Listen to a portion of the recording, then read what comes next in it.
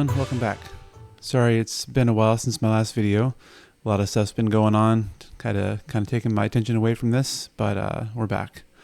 So as you can see from the title, today I want to talk about some things to watch out for if you decide to take a trip to Japan. Now, Japan is known for being a very safe country. That being said, no country is 100% safe, and there's always going to be things that you're going to want to, look out for and keep in mind when going to any country. Japan is no exception. Now, I want to divide this into two different sections. The first will be, let's call them social dangers, and the second will be environmental dangers. Now, the first thing I want to go over is something called Kakuhiki, which literally means customer pullers. So for this, let's just take Tokyo, for example.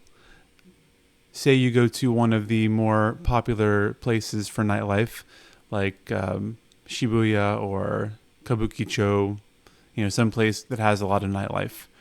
There are people who will be on the side of the street trying to get customers into their establishments, whether it's a bar or a restaurant, and these are what are known as Kakuhiki. Now, there are two things to look out for when being approached by one of these people.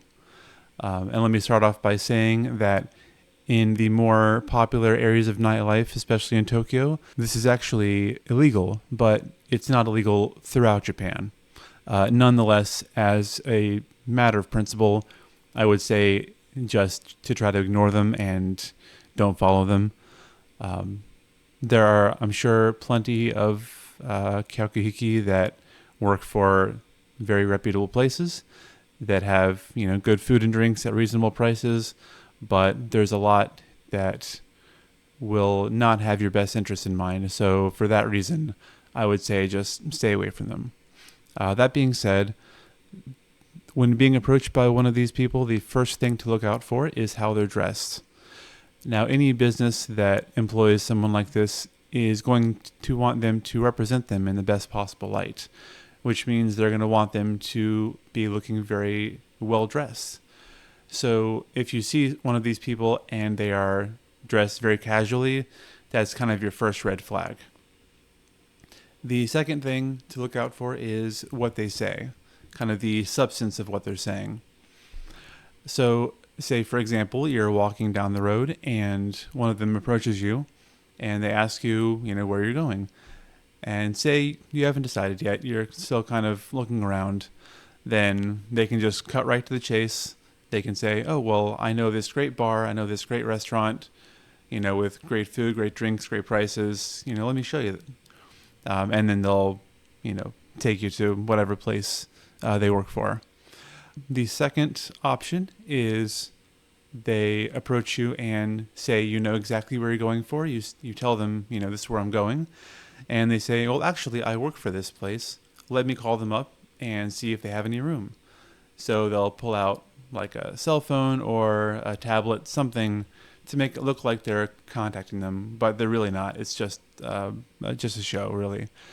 And inevitably, they'll finish and they'll say, sorry, there is some function going on, or they're completely booked, but I know of a great similar place, so let me show you this place instead. So those are kind of the two main ways that they will try to get you to follow them somewhere. Now, say they do convince you to follow them, whether it's to some place very, famous, like a chain restaurant, or more of a, mom and pop kind of place. Once you get to, the bar or the restaurant, this is where the second thing to look out for comes into play, and that is called Botakuri. And this is essentially bill padding. So you'll order, whatever you want to eat or drink, and through a variety of different ways, the bill that comes to you will be more than you anticipated after looking at the menu and kind of adding all the prices in your head. There are a few ways that this could happen as well. The first way is they will give you more than what you actually ordered. So, for example, say you get 5 skewers of, grilled chicken, they give you 6 instead. Or you get like a small thing of sake, but they give you a bigger one. You might think, oh, they're just giving me extra because I'm a foreigner, they like my face, something like that. And if you don't speak or understand Japanese and you see the bill, then, you're not going to understand what everything is. So you might not even know that they were charging you for more than you actually ordered. And being, an upstanding citizen, not wanting to cause any problems, ruffle any feathers, you just, you pay what's on the bill. You might not even think about it, to be honest. And then that's one way that they will get you to pay more than what you actually intended on paying. The second way is through various charges that they'll add on to the bill. Now, speaking of this, I read an article recently where this one guy went into a bar and he had some drinks, had some food, and at the end he looked at his bill and it had everything he ordered, but it also had a seating charge, which this is actually pretty common. A lot of times you will get something small to eat at the very beginning and they'll end up charging you, 300 to 500 yen for this, and that's kind of their seating charge. But he also had a weekend charge and an end of year charge. And he refused to pay this because, these were kind of frivolous charges. And the owner of the bar actually involved the cops. But thankfully he was able to show the cops that these were indeed frivolous charges and he didn't have to pay them in the end. So that being said, again, if you don't know Japanese, you might see these extra charges and not know what they are. And you might decide just to pay it because, you're not familiar with Japanese restaurants or bars. Maybe this is just kind of a thing that they do. So you might not even think twice about it, aside from being a little peeved that it's, more than you were willing to pay initially. And the last way that's kind of common occurs in what are known as girls' bars. These are bars that employ women to come and sit with their guests and talk with them, drink with them. And there are, plenty of reputable places that do this. Lots of people are perfectly willing to go somewhere and pay for company, essentially. But in girls' bars, you will not only be charged with the drinks that these girls are drinking and buying, but you're also going to be charged for the time you spend with them. So this could really add up to hundreds or even thousands of dollars, depending on how long you stay there, how, let's say, aggressive the girls are with their drinks. So not saying that's something that's illegal or something you shouldn't do, but just to keep in mind that this is a thing that is, kind of common in Japan, really. So just kind of watch out for it. So now I want to move away from the nightlife and move towards trains. This is a very, very big part of really Japanese society and daily living because they're everywhere and many, many people use trains every day to get to work and just as their main form of transportation. And this is going to be more aimed at the women because they tend to be disproportionately targeted by things that happen in trains, especially crowded trains. So first, as a lead up to this, all Japanese phones come equipped with a shutter sound for whenever you take pictures or when you take screenshots. And this is because men would try to surreptitiously take upskirt photos of women on crowded trains. So this is a way of disincentivizing them from doing this because it's going to make a sound, and what they thought was going to be something they could do kind of sneakily, once they hear the shutter, people know what's going on. So it's kind of a way to try to combat what was these upskirt shots. So you definitely want to be very vigilant, especially when trains are crowded. Make sure you know what's going on around you and just essentially be vigilant. Another thing that will happen in trains is groping, and these guys are going to take advantage of the fact that people can't see everything going on around them, and they'll try to grope someone. And if this happens to you, I would definitely suggest making a scene. They kind of take advantage of the fact that many women will not say anything. They'll try to ignore it because they don't want to make a scene. They don't want to call themselves out, but by extension, calling the perpetrator out. But definitely, make it known that this person is doing something like this, because that's the last thing that they want, is to be called out like this. So for the purposes of keeping women safe from things like this, a lot of train lines, especially during rush hour, will have women's only trains that women can go to kind of feel safer and not have to be on edge during their train rides. And speaking of trains, this isn't really a danger per se, but if you're going out, late at night, make sure you know when the last train departs, because taxis can get pretty expensive. So it's better to just know, when you have to wrap things up and leave, because the last thing you want to do after spending a lot of money on food and drinks is spend even more money getting a taxi home at, 12 or 1 in the morning. If you do find that you've missed the last train and you don't want to spend loads of money on a taxi, there are plenty of things you can do to kind of pass the time until the next morning.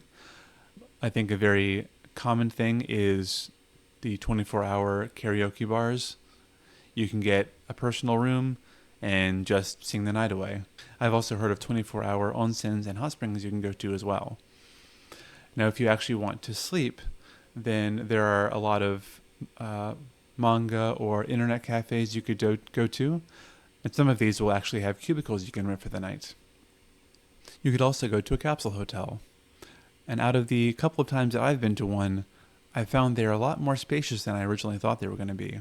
They are relatively cheap and will have lockers, a bathroom, and even the capsule itself will have like a TV, a shelf to put all your stuff on, and some outlets as well. And last thing about social dangers, which again isn't really a danger really, but make sure you always have your passport with you.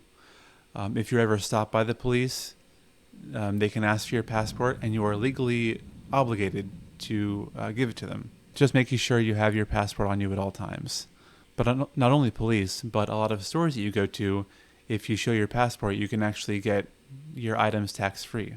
So now let's move on to environmental dangers. Now, Japan is located on what's known as the Ring of Fire, which is a string of volcanoes and seismic plates located around the Pacific Ocean. And this means it gets a lot of earthquakes. Most of them you won't even notice because they'll be so small, so minor. But of course, some of them can get really big and really dangerous. Now, in the event that you do experience one of these bigger earthquakes, you're going to want to look for the nearest evacuation center. Now, to find these, you will see signs like this that won't always be as detailed as this one, but they'll have a little man like running away from a wave or running to a building. So if you can find this, it'll show you where the nearest evacuation center is. Now let's talk about some of the creepy crawlies of Japan. The first I want to mention is mukade, and these are big venomous centipedes. They are mainly seen during the rainy season, which is June to August.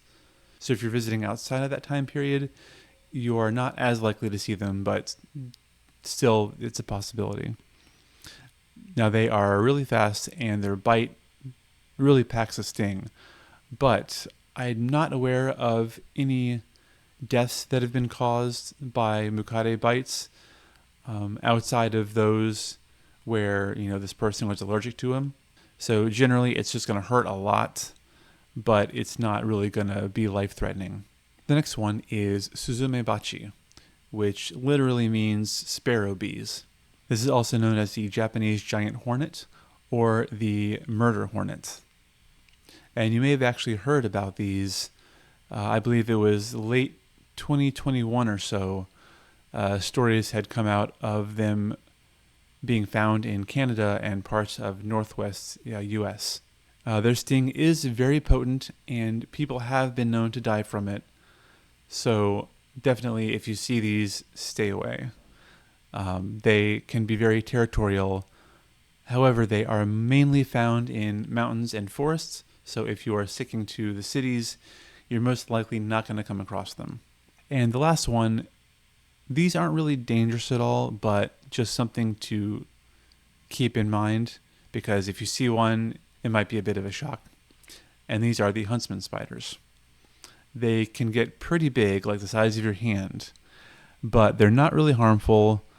They're not aggressive, and they don't spin webs. So generally, if you ignore them, then you're both going to be able to do your thing peacefully. You just might get a shock if you ever, see it and you weren't expecting to find a giant spider. Now, one good thing about these is they take care of all the smaller, more dangerous insects. So really, it's a great thing to have one around. So they'll get rid of the mukade, the ants, the roaches, all the really kind of gross stuff. Now, I'm sure there are more things you will encounter in Japan, but I wanted to go over the more common things you might come across if you decide to take a trip there. If there are any other things that you want me to go over, please make sure to put them in the comment section. As always, thank you for watching, and I will see you next time.